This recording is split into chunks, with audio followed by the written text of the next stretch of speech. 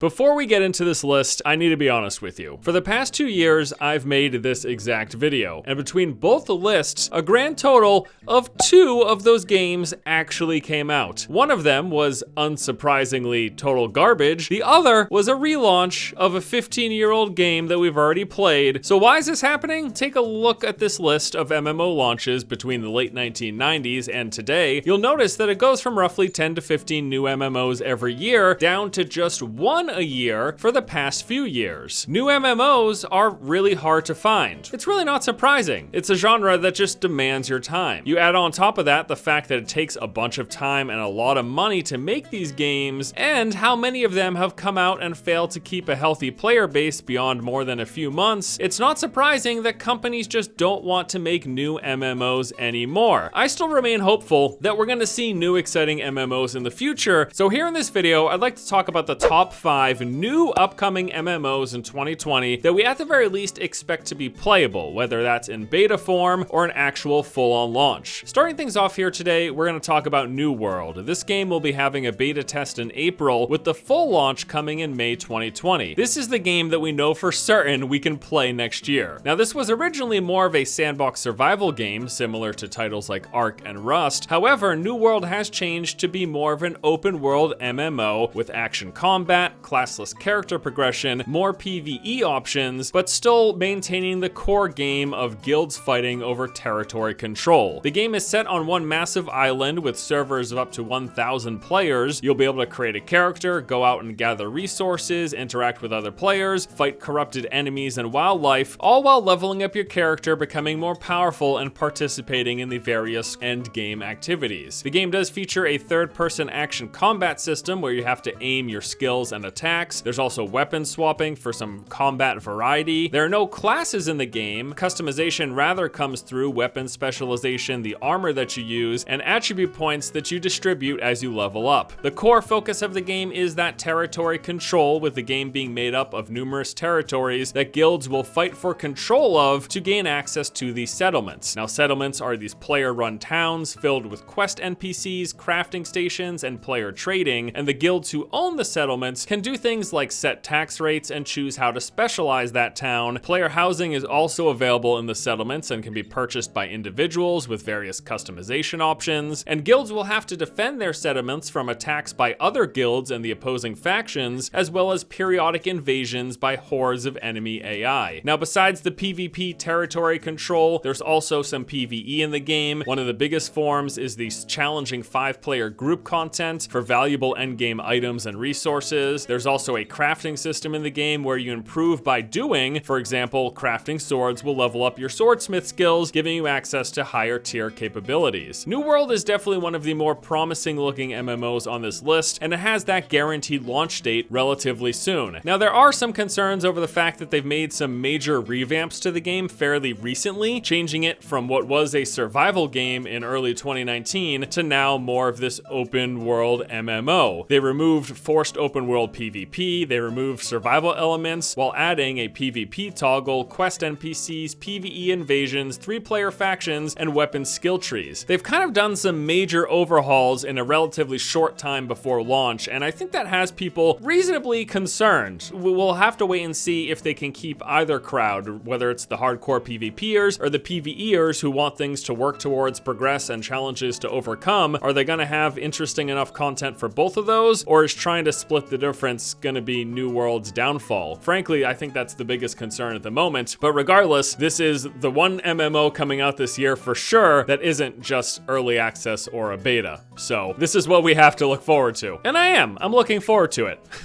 You know. Next up on the list, we've got Corepunk. This is really interesting because we just learned about this game, but it seems fairly fleshed out. This is going to be a top-down MMO action RPG. In many ways, it actually looks like it plays a lot more like a MOBA than a traditional ARPG, with slower, more deliberate movement and attack speeds than what you see in games like Diablo or Path of Exile. Hell, even the UI looks very MOBA-like. But let's talk about the game. It's going to take place in a vast, seamless open world with a variety of diverse locations to explore, small towns, and large cities where you can meet up with other players. There's 12 unique classes as of what we've seen so far. Each of them have 3 specializations with set abilities depending on the one that you pick. Further customization will be coming through character weapons, artifacts, and picking from talent trees to fit your playstyle. There's also cosmetics in the game. There will be some open world PvP with this fog of war mechanic. Endgame will consist of dungeons that include group puzzles and boss fights. There's a gathering and crafting system, public transport to travel across the world, and they're planning an open beta in Q4 of 2020 with a closed beta coming at some time sooner. That initial trailer that we've seen looks like it's very well developed. In fact, we also learned that this game has been in development for roughly 5 years, so I would not be too surprised if they're planning a release in early 2021. But at the very least, open beta is coming at the end of 2020 and a closed beta prior to that. So if you want to play this game in 2020, the option is going to be there. I know that some people will not like the top-down gameplay, but frankly, there's a few MMOs on the horizon that feature this type of gameplay, so clearly there's a market for it, or at least developers think there's a market for it.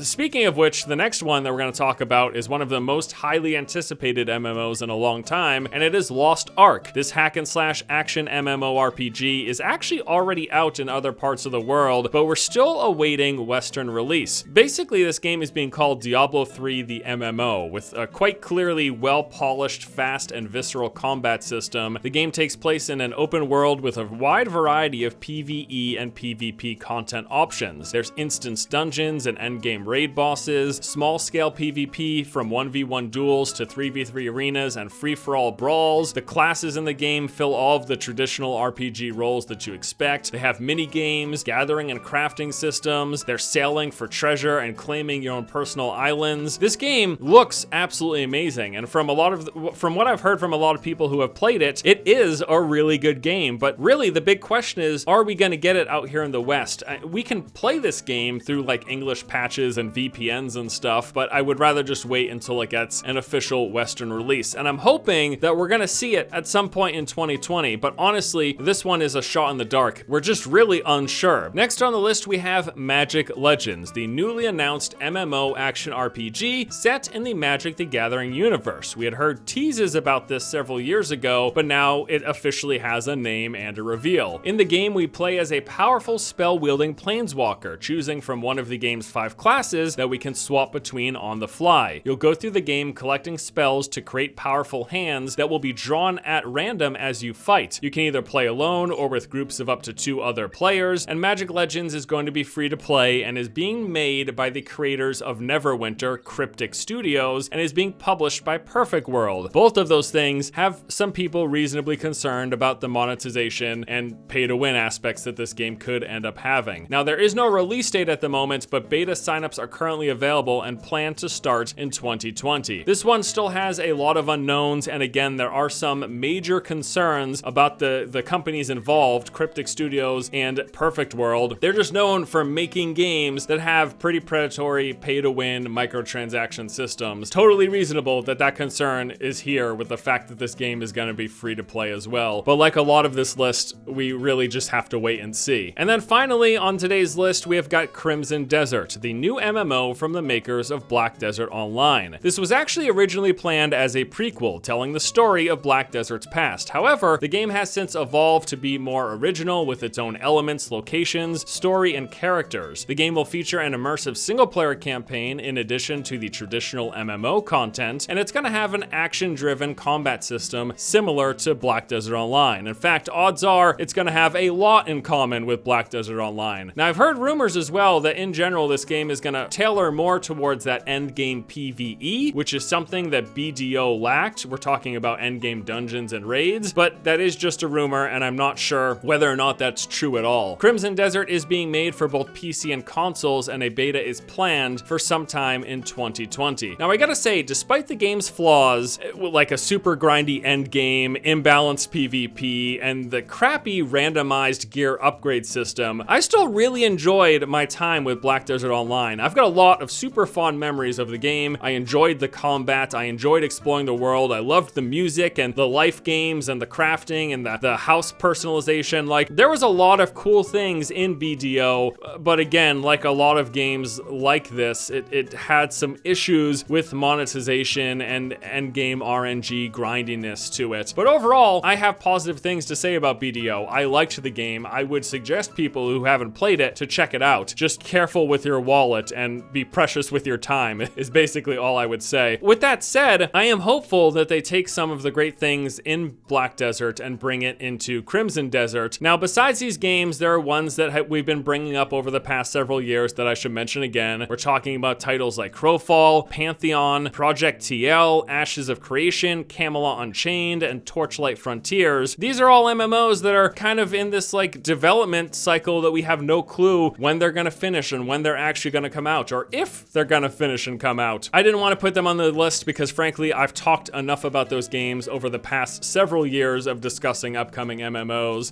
I didn't want to just repeat the same video. I wanted to make and talk about something new. Maybe we're just meant to keep playing the same MMOs that we've been playing for the past 15 years. Or maybe they've been replaced by MMO lights, games like Destiny and Warframe, these quasi-MMO social games. Or maybe we're just waiting on the next great MMO to come and reinvigorate the genre. Whatever the reason, if you're looking for new MMOs, they are certainly hard to find, and most of this list may very well not come out in 2020. Whatever the reason, whether you're waiting for new MMOs or playing an existing one, it's a tough genre to be a fan of. We've got these MMOs that have existed for a long time and have gotten a lot of support over the years, and really that's our best bet when it comes to having MMOs to play. I'd like to play something new, so that's why I made this video, to talk about some of the new stuff. Why is it so hard to find new MMOs? I mean, I know the reason because we just talked about it, but dear God, can people just make some new MMOs, please?